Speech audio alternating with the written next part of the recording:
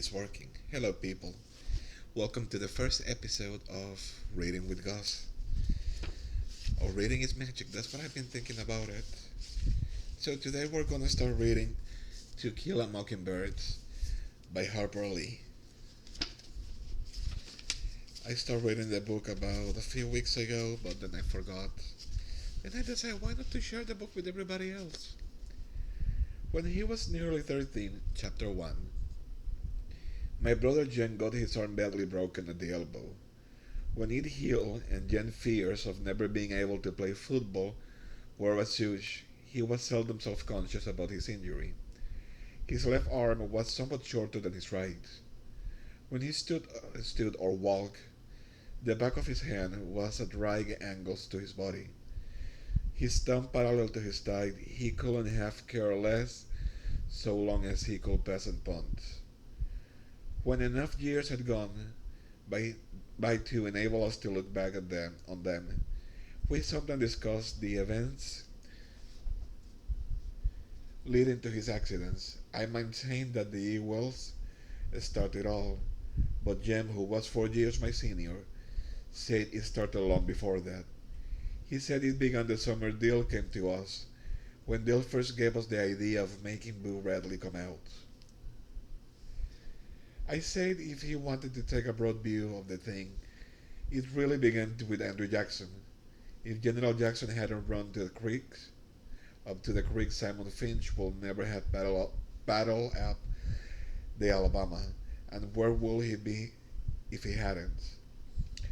We were far too old to settle on an argument with a first fight, so we consulted Atticus. Our father said we were both right. Being Southerns, it was a source of shame to some members of the family that we had no recorded ancestors on the either side of the Battle of the Hastings. All we had was Simon Finch.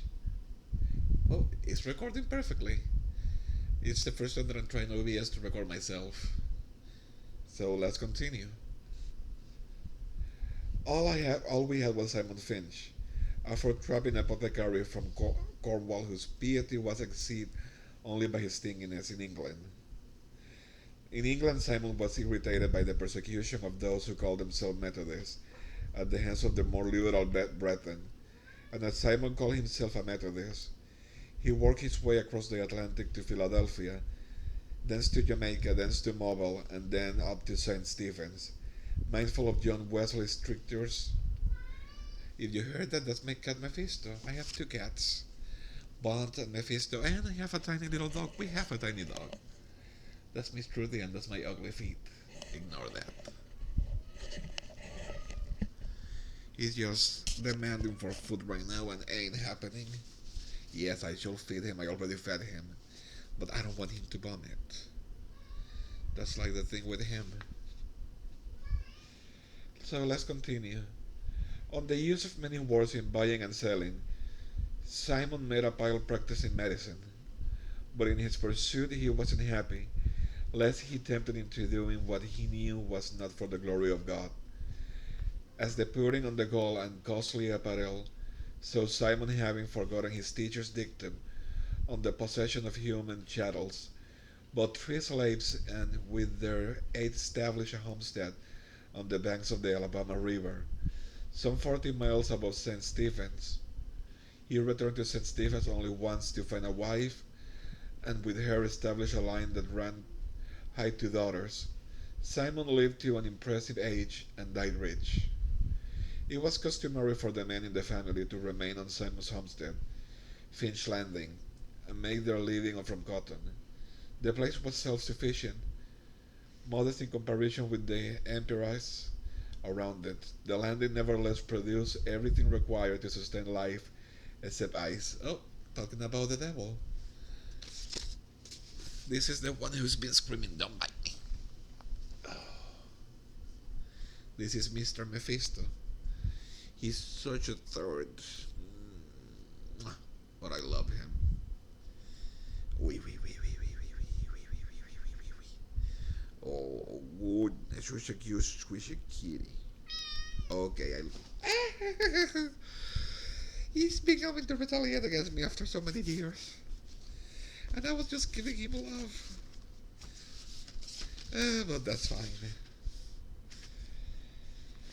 So let's continue. It was customary for the men in the family to remain on Simon Hampstead, Finch Landing, and make their living from cotton. The place was self-sufficient, modest in comparison with the empires around it. The landing nevertheless produced everything required to sustain life except ice, wheat flour, and articles of clothing, supplied by river boats from Mobile.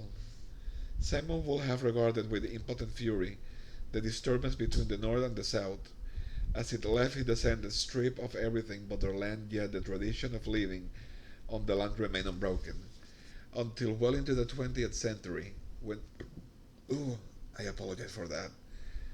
When my father, Atticus Finch, went to Montgomery to read law, and his younger brother went to Boston to study medicine.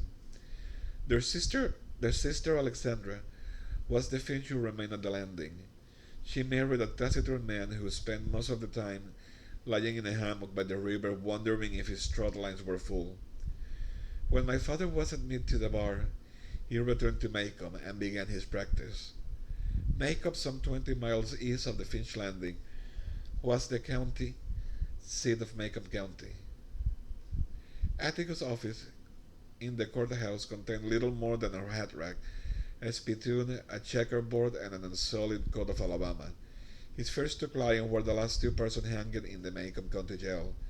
Atticus had urged them to accept the state generosity in allowing them to plead guilty to second-degree murder and escape with their lives, but they were Haverfords.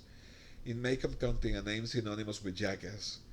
The Haverfords had dispatched Macomb Landing blacksmith in a misunderstanding, arising from the alleged wrongful detention of a mare, were imprudent enough to do it in the presence of the three witnesses, and instead of that, the son of a bitch, had it coming to him, was a good enough defense for anybody. They persist in pleading not guilty to first-degree murder, so there was nothing much Atticus could do for his client except he presented their departure an occasion that was probably the beginning of my father's profound distaste for the practice of criminal law. During his first 5 years in Macomb, Atticus practiced economy more than anything. For several years hereafter, he invested his earnings in his brother's education. John Hell Finch was 10 years younger than my father, and just studied medicine at the time when cotton was not worth enough growing. But after getting Uncle Jack started, Atticus derived a reasonable income from the law. He liked Macomb. He was Macomb's county born and bred. He knew his people. They knew him, and because of Simon's fishing industry, Atticus was related by blood or marriage to nearly every family in the town. Macomb was an old town, but it was a tired old town. When I first knew it, in rainy weather the streets turned into red slop. Grass grew on the sidewalks, the courthouse sagged in the square. Somehow it was hotter then. A black dot suffered on summer day, bunny mules hitched to Hoover carts, flick flies in the sweltering shade of the live oaks. Men's stiff color wilted by 9 in the morning. Ladies bathed before noon, after the 3 o'clock naps, and by nightfall were like soft tea cakes with frosting of sweat and sweet talcum. People moved slowly then. They ambled across the square, shuffled in and out of the stores. It took their time about everything. A day was 24 hours long, but seemed longer. There was no hurry, for there was nowhere to go, nothing to buy and no money to buy with, nothing to see outside of the boundaries of Macomb County. But it was time for a vague optimism. For some people, Macomb County had recently been told it had nothing to fear but fear itself. We live in the main residence street in town. Atticus, Gemini, plus Calpurnia, our cook. Gemini found our father satisfactory. He played with us, read to us, and treated us with courteous detachment. Calpurnia was something else again. She was all on angles and bones. She was near-sighted and she squinted. Her hand was wide as bed slat and twice as hard. She was always ordering me out of the kitchen, asking me why I couldn't behave as well as Jem when she knew he was older, and calling me home when I wasn't ready to come. Our battles were epic and one sided. Calpurnia always won, mainly because Atticus always took her side. She had been with us ever since Jen was born, and I had felt her tyrannical presence as long as I could remember. Our mother died when I was 2, so I never felt her absence.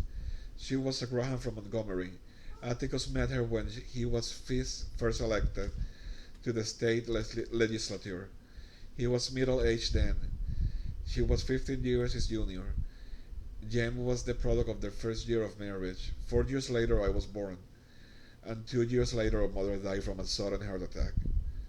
They said it ran in in her family. I did not miss her. I think Jem did. You remember her clearly, and sometimes in the middle of a game, he will second lane then go off and play by himself behind the car house. When he was like that, I knew better than not to bother him. When I was almost 6 and Jen was nearly 10, our summertime boundaries within calling a distance from Calpurnia, where Miss Henry Lafayette Dubois housed 2 doors of the north of us, and the Radley Palace and the Radley Place, 3 doors to the south. We were never tempted to break them.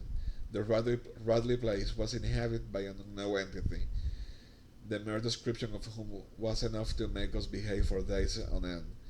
Miss Dubois was plain hell. That was the summer Dill came to us. Early one morning, as we were beginning our day to play in the backyard, Jem and I heard something next during Miss Rachel Hubbard's color patch. We went to the wire fence to see if there was a puppy. Miss Rachel Red Terrier was expecting.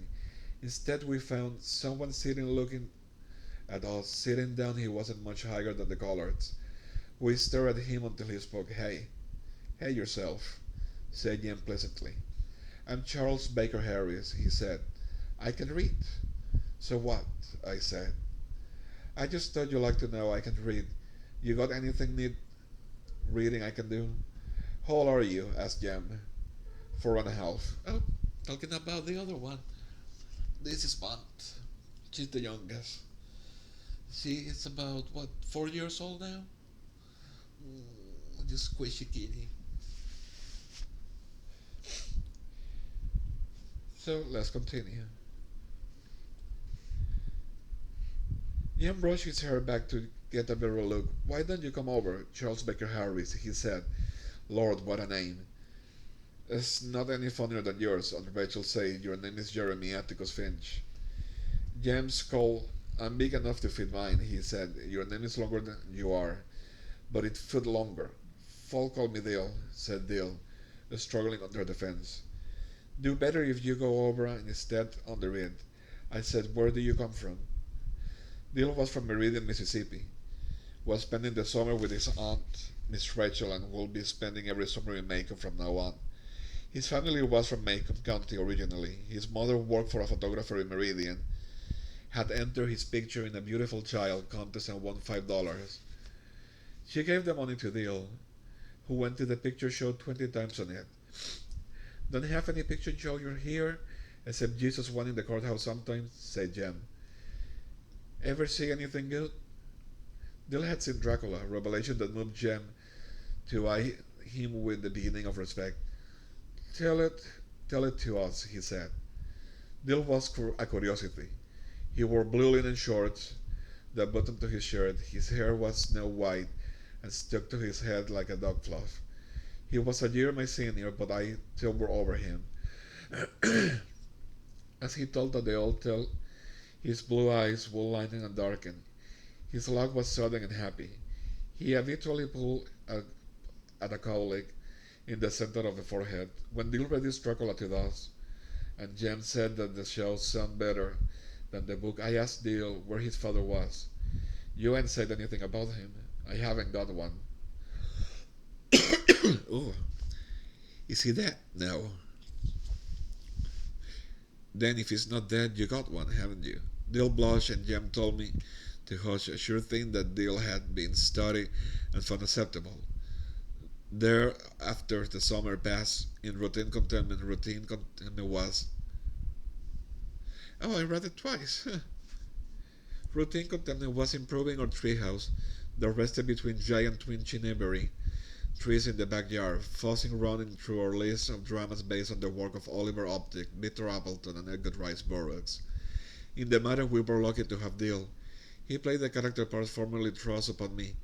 The ape in Tarzan, Mr. Crafty in the Rubber Boys, Mr. Oops.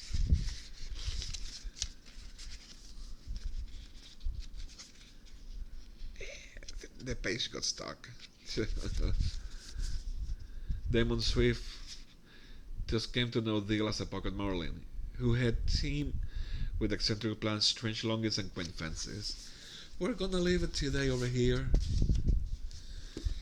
Thank you so much for watching me, and I hope you have a nice day.